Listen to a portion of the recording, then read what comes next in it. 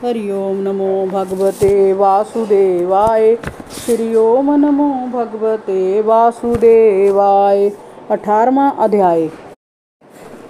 अतः आत्मकल्याण के लिए प्रेरित व्यक्ति को ऐसे स्थान पर कदापि नहीं रहना चाहिए। एक राजा को, सामाजिक नेता को और धर्मोपदेशकों को तो बड़ी सावधानी से इनका त्याग कर देना चाहिए। राजा के आश्वासन के उपरांत कलयुग ने वहाँ से पलायन करना ही उचित समझा। उसके जाने के उपरांत राजा ने अपने धार्मिक कर्तव्यों से उस बैल के 3 पैरों तपस्या, शौच, पवित्रता और दया को छोड़ दिया और कलयुग से आश्वस्त होकर अपनी प्रजा के सुख संपन्न जीवन की श्रीवृद्धि करने लगा। ऐसे महान परम यशस्वी सौभाग्यशाली चक्रवर्ती सम्राट राजा परीक्षित इन दिनों हस्तिनापुर के राज्य सिंहासन पर शोभायमान है।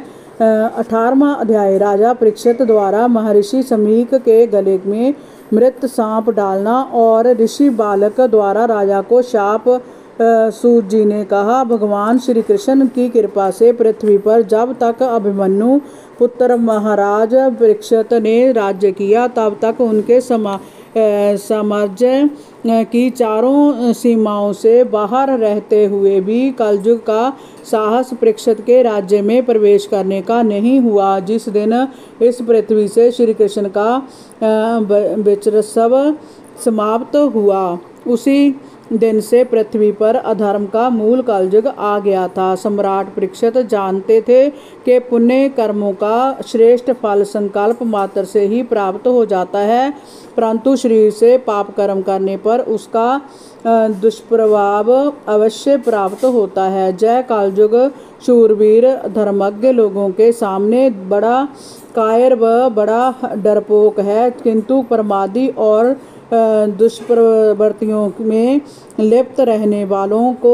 जय पल भर में ही दबोच लेता है। वहां उपस्थित ऋषियों ने सूत जी से कहा, हे सूत जी, आप मृत्यु के मुख में पड़े हुए लोगों को भगवान श्री कृष्ण की लीलाओं का श्रवण करने के लिए कहते हैं। जग करते करते हमारे शरीर जग के धुएं से धूमिल हो गए हैं, फिर भी हमारे इस कर्म से हमें भगवान श्री कृष्ण का सानिध्य प्राप्त हो जाएगा अथवा हमें कोई मुक्ति का मार्ग दिखाई देगा, इसकी कोई भी संभावना हमें दिखाई नहीं पड़ रही है।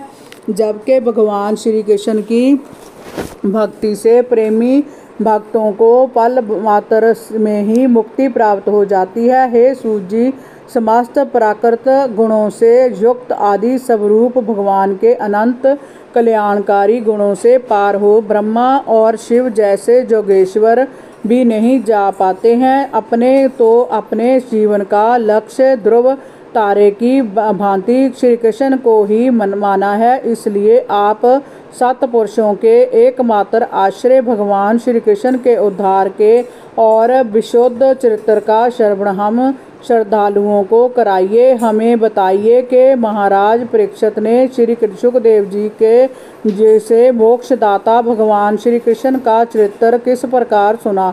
ऐसा रसमय मधुर लीला वर्णन सुनकर आत्मा को बड़ा सुख मिलता है और जीवन श्री कृष्ण के चरण कमलों में प्रेमा भक्ति द्वारा अर्पित हो जाता है। सूत जी बोले, हे ऋषिवर, आज हमारा जीवन सफल हो गया, क्योंकि आप जैसे महात्माओं की संगत और संवाद से नीच कुल में उत्पन्न होने पर भी समस्तहीन भावनाओं का दमन हो जाता है। फिर उन लोगों की तो बात ही क्या है जो सदैव सत्पुरुषों के एकमात्र आश्रय भगवान श्री कृष्ण का नाम जपते हैं। भगवान की शक्ति अनंत है, क्योंकि वह स्वयं अनंत है, उनके गुणों की कोई श्रद्धा नहीं है। ब्रह्मा जी ने भगवान श्री हरि के चरणों का प्रक्षालन करने के लिए जो जल समर्पित किया था, वही जल उनके चरणों के नखों से निकलकर स्वर्ग और भूमंडल